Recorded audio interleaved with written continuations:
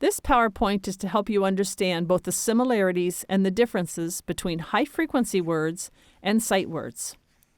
High-frequency words refers to words that occur the most often in print in children's literature, articles, books, and textbooks.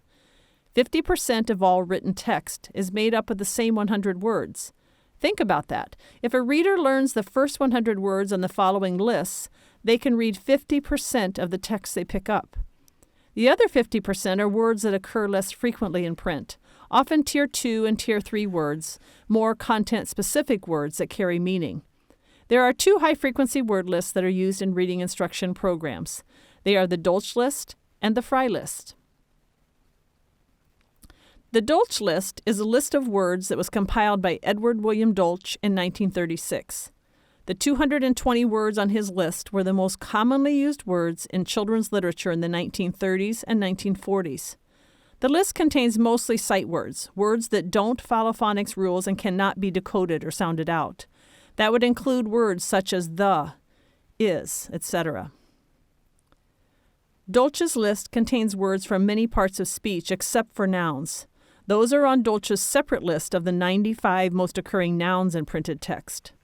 The words on his list and on the Frye list are often called service words. They connect heavier content-related vocabulary. For example, the word is connects other words, but would be difficult to define, whereas the word temperature has more meaning to the passage being read. The Frye list. Edward Frye published his list of 1,000 words in 1957, then revised them in 1980. The words are organized so that the first word on the list, the, is the most commonly used word in printed text. The second word on the list is the second most used word, and so on. The Frye list is broken into several lists with an approximate grade level where the words might be introduced or encountered.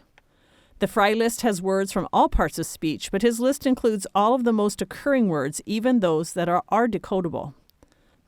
The most powerful way to teach either the Dolch or Frye words is to begin with the very first word and work your way down, regardless of the reader's age.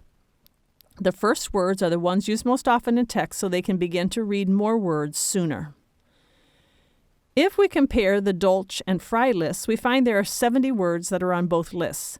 Schools usually choose one or the other to use in instruction. Frye's lists, as mentioned above, are broken into 100-word lists with suggested grade levels. He recommends introducing no more than 5 new words at a time. The goal is for the words to become instant words.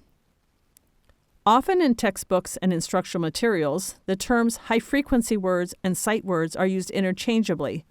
However, there are subtle differences. Most important is to be intentional about teaching sight words, high-frequency words, along with teaching phonics skills. The number of words learned can increase very quickly. Now we'll look at the term sight words. There are 2 different ways to look at this term.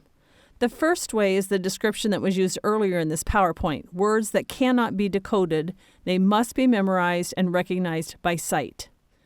If you would sound out the word the, it would sound like this, t, h, eh.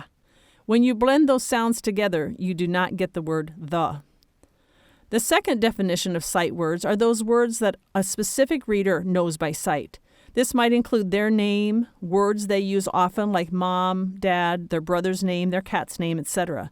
They are words that students may be able to read and spell because they have high meaning to the reader.